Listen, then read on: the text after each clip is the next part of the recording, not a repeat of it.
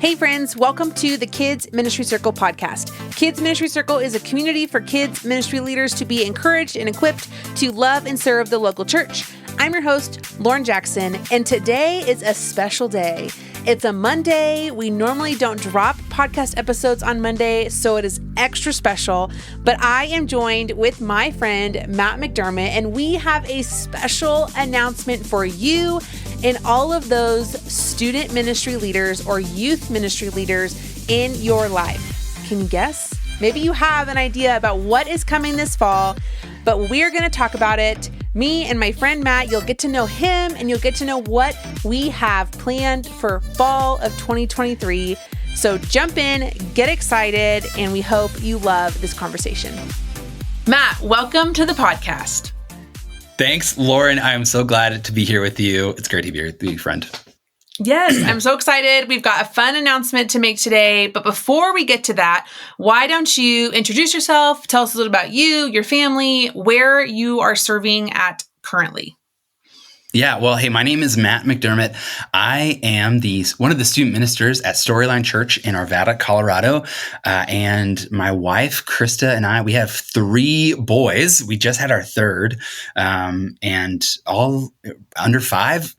And first and foremost, I'm a dad and I'm a husband and a follower of Jesus, but also I love student ministry, and I've been doing student ministry since I was 18, paid in some way, whether it was leading mission trips or student director or youth pastor. I just love student ministry, and student ministry is like something I'm very passionate about and just want to see it done really well, because I think that students are for today. Like, they're part of the church today, and they have a great opportunity to be invested in and discipled.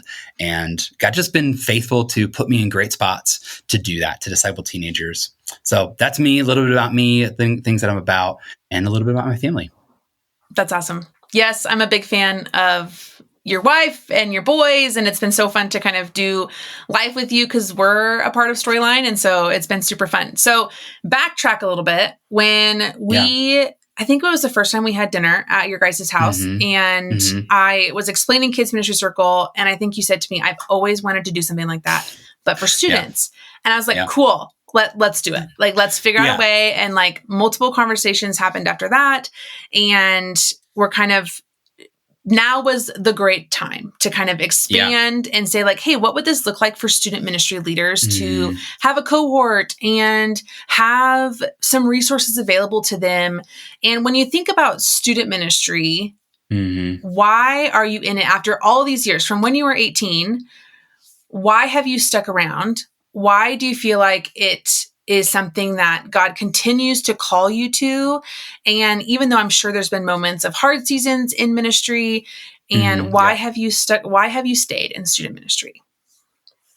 Yeah, that's a great question. And it comes back to the way that the Lord has designed me. I am a minister, like a through and through. Ministry is for me. I like to joke, and everyone tells me that this is just self-deprecation, but I don't think I have any other discernible skills other than ministry. And it's like the way that the Lord has made me. I've always been loud.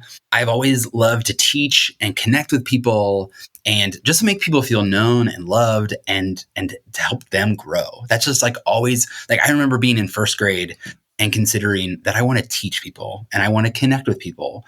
And then my story has just been one of opportunities that have come up that I can be faithful to the Lord. And I started a Bible study when I was in 6th grade with my friends. And that was because opportunities came and I could do it. And we had a space to meet at our school, and then kind of leading in youth group and leading worship, and just opportunities that came and presented themselves, where I just wanted to step in and be faithful to the Lord in, that I just wanted to do that. And it's always been student ministry. Now, I've gotten other opportunities throughout ministering at a church, but student ministry has just been the place that God says, hey, man, I've designed you for this, and I've equipped you and sent you into places that you can minister and be connected with. And so that's just been like the background of like the why. Like, the thing that I keep coming back to is I want to be faithful to the Lord in this. And it's been students. And that's really, really been good for me, because it's also just a blast.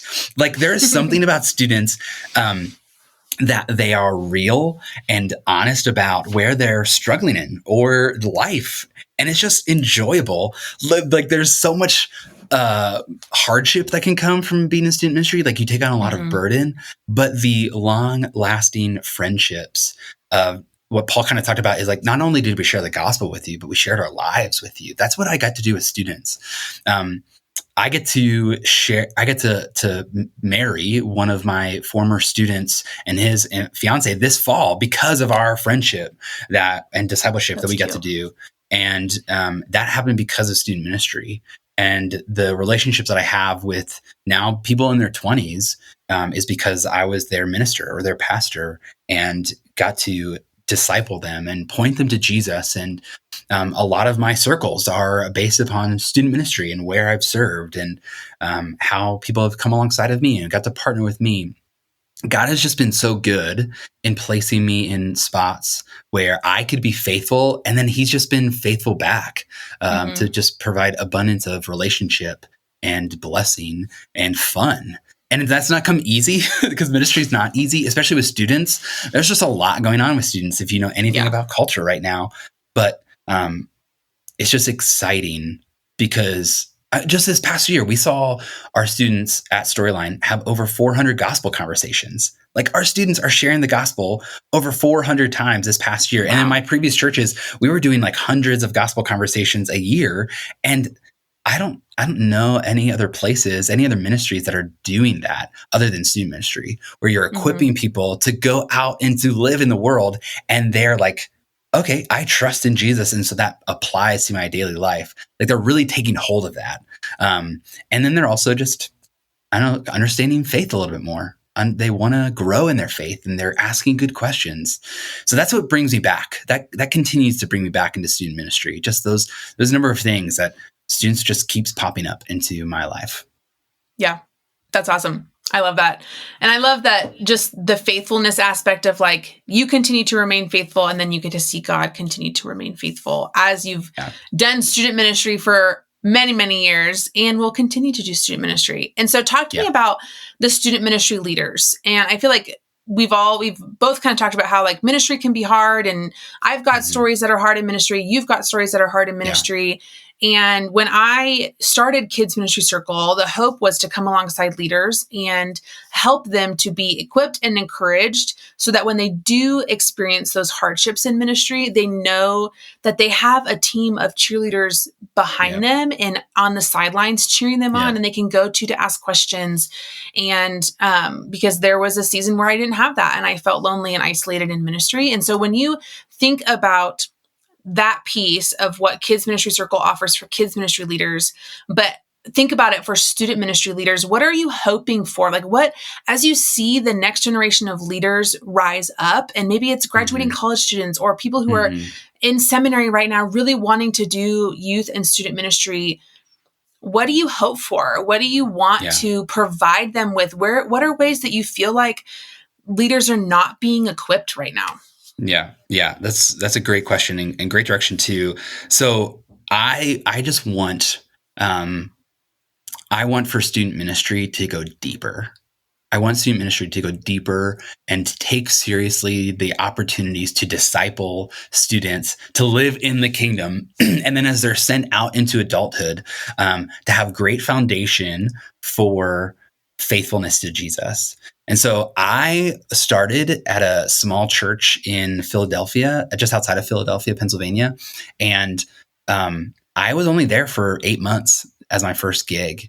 And I came in like full gung ho. I wasn't changing anything, but I was coming in with like gusto to really try and disciple our students and lead them well. And I lasted 8 months. And that's kind of a typical thing for student ministry. Like there's that, the old kind of parable of the young student minister who only is there for 8 months, 16 months at most. And yet there's also these like gurus and leaders and veteran people who are there for like decades, who just have an established ministry that I'm like, hey, we can fill the gap. And I think that there's the heart for this is to fill that gap, is whether you're a volunteer or whether you're a paid student ministry worker, the heart of this is to, hey, let's get you to year 3. Because in year 3, 4, and 5, there is great ministry opportunity. And that's what happened with me. When I was at my second church, I was underneath a guy named Tim, and he and I were partners in the ministry, but he was there for 15 years, and I just got to learn. And he was like, oh, you're going to lead this, and I'm going to support you in this. And we got to debrief everything. We really got to work side by side in all this, but I had someone there that was cheering me on and helping me to think things through and helping me to work things out. And now that I'm at Storyline, I'm on a team again with another student minister, Morgan, and we get to do that exact same thing together. And we both have great experience in working in ministry. So it's not like I'm teaching her or she's teaching me, but we get to do it together. And my heart for student ministry is that we can raise up a generation of student ministry leaders that are past the first 2 years because they want to be faithful to the Lord, and they're being really equipped on how to do it. And so I love how you said it. It's like cheerleading, it's coaching, it's supporting them, it's coming alongside of them and just listening to all the things, and then really just helping them to think things through. I just, one of the things that sticks out in my mind is that there's just bad student ministers out there. We all can think of the dumb student minister stories that you and I both know of, other people that I know that don't like church anymore. Some of it is because their student minister and their student pastor or their youth pastor or someone in the youth ministry realm that probably didn't think things through and probably didn't know what they were doing, or probably had some sort of, they were just doing it by themselves. And I think if we have people that are doing it together, we can do student ministry a lot better. That's my heart in all of this. Yeah. Yeah. That's great. I know over the last couple of years that we've been doing Kids Ministry Circle, I've always run into people who are like, this is great. Do you have anything for student ministry? Because I feel like in a lot of spaces, having 2 student ministry leaders on staff is rare. You don't find that, just like you don't find that with kids ministry. The majority of churches has one person who's leading the charge, who's making all the decisions. And I say this about kids ministry a lot, but sometimes the pastoral staff doesn't, the senior leadership doesn't necessarily know the ins and outs of kids ministry and student ministry. I think there's they have a lot going on. Yeah. They have a lot going on. I think there's a better chance they'd have a little bit of a student ministry experience, because oftentimes you see someone do student ministry first and then jump into discipleship or lead pastor role. And so they have a little bit more knowledge, but things change so fast that the way you did student ministry 3 years ago is not the way that you do student ministry right now. And so there can be a lot of that disconnect and loneliness. And when ministry leaders kind of go rogue a little bit and are like, well, this sounds like a great idea. And you're like, wait, but have you actually thought through that? And I feel like maybe more so with student ministry than kids ministry is that you have to be so intentional about the words that you choose and the events that you put on and how you create a program for kids either on Wednesday night or Sunday night or whenever you have your student ministry programming. All of it has to be intentional, because those years are so critical for formation, but then also just you're dealing with the world of puberty and growing up, and the life is so wacky. And so I feel like it's helpful to think through. And even I was talking to someone the other day who's a female student ministry staff member, and she's like, I don't know a lot of other female student ministry staff members. And that's a whole other conversation of kind of just gathering people together and say, hey, let's think about this well, and let's be intentional with the things that we're doing, and not just plan a fun game to plan a fun game, but let's be intentional behind it. And sometimes getting to that space is by talking to somebody and running ideas past somebody else and hearing what other people are doing. So I think that's great. Yeah. So in my 16 years of doing student ministry, I've seen those ins and outs of, oh, I have a really great idea, so I'm just going to run it through, and then it failing, and then also be given support from staff be like all in, hands on deck. Okay, but now let's really think things through and let's make this a great event, not just for the student ministry, but for the church and for the community. And so, man, my hope in all of this is to help out the person who's in their first year that might be gung ho about it, but is going to face a lot of, man, I just failed in this. I had a great idea and it didn't work out. Or I think I want to go in this direction. How do I convince other people on staff to support this? That's my hope in all of this, is that through my ministry experience, and then also being a current student minister, that I get to help other people along the way in the journey. Mm-hmm. That's my hope in all of this. Yeah. So I hinted at this at the beginning, but I'm like officially going to say that we have kids ministry circle, and then we're officially adding on student ministry circle, which we're super pumped about. Woohoo! And so when we hit the fall, so we're announcing this, I don't know, mid-August, and we're going to have a cohort in the fall. So similar to the kids ministry circle cohort, the student ministry circle cohort is going to run 9 weeks. You're going to gather every week.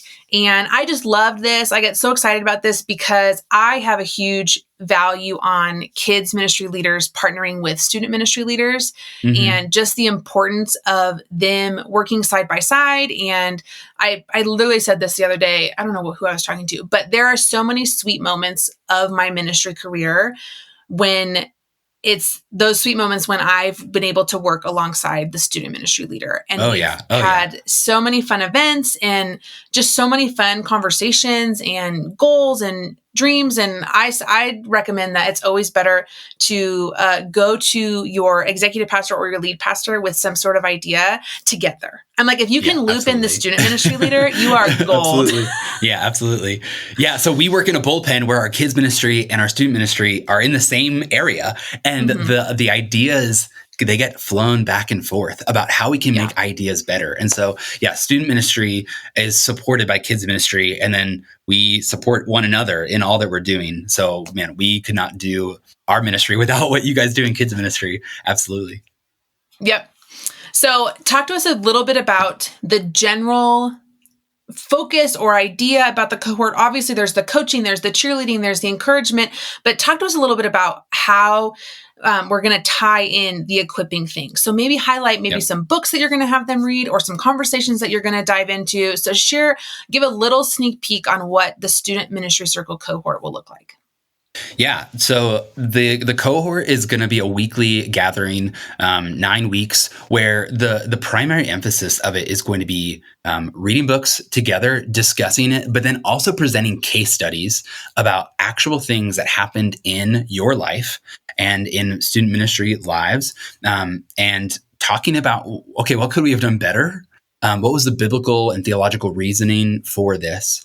And then how did things actually work out? So the books that we'll read, some of them are actually not Christian books, but they're generational sociology books that look at teenagers and how they're doing. So, and then we'll look at, okay, generationally, what is this demographic? A lot of people know what Gen Z is like, but the studies are showing that they're a very different generation than even the millennials, and just so different than Gen X and everyone else. And then Gen Alpha, the next stage, is like coming and birthing out of this thing. And so what are these teenagers like? We'll really seek to understand what they are like at a sociology level. And then we're going to look at how we can disciple them. So then practical steps of, hey, if this is who this person is, how can we disciple them? And there's a lot of different resources that we might use and we might bring into this. But the case studies will be kind of the foundational element to it, where week in and week out, we're just going to talk and present something that has happened in student ministry about an idea about discipling or running our ministry well, and just talk about it. So one of the things we're going to ask people in our cohort is to present a case study, is to share something that has happened in their lives or in a ministry's lives, as much detailed information as you can, just so that we can understand it all and hear it. And because we are a cohort, it's not me teaching, it's all of us together partnering in this. We're just going to hear and ask really good questions and then really dive into, okay, what could we have done better? Some of those things will be strategical, logistic, okay, I was planning a retreat and I was going through X, Y, and Z. Or we had an issue with reporting, with ministry safe policies. And how do we do that? How did that work out? How do we then minister to parents? So we're going to go deep. We're going to go wide in our scope of, okay, what are the things that we're going to cover? But really it's to then better ourselves to minister to students and equip them where they're at. That's the heart of this. And so using books and then the case studies and coaching and talking, we're gonna try and equip student ministry leaders just be better, to try harder, to be intentional, to focusing ministry just at the next level. Yeah.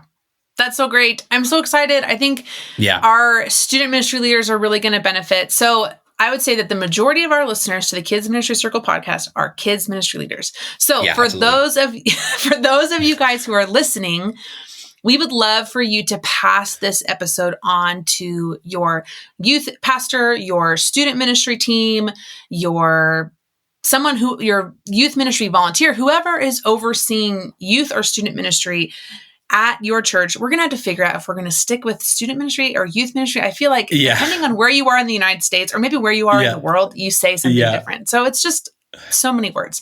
Absolutely. But we would love for you to pass this episode along so that they can hear the news and they can join the fall cohort. And so registrations will launch next week. So if you're listening to this in mid-August, there's a good chance that registrations are open and ready for you to sign up or pass this along or forward this on to somebody else on your staff. And we're excited to say that this fall cohort is completely free. So you can sign up for free and join Matt and other student ministry leaders as they continue to learn and grow and cheer on one another in ministry. And for all the links, for all the things, you can head to the episode's show notes. You can also go to the Kids Ministry Circle Instagram page because we're going to announce it there. And then if you are an email friend on the emails from me over at Kids Ministry Circle, we will send this out as well with all the links and all the things to sign up, to get to know Matt, to probably see a cute picture of his family, and hopefully join us as we have 2 cohorts running this fall that we're super excited about. So Matt, any last words, any last thoughts? Yeah. So here's who this is for. This is for the first year youth leader who has at a small church and they're just doing things by themselves and they just want help. But this is also for the veteran, the 5 to 8 to 15 year veteran of student ministry, because this is a cohort.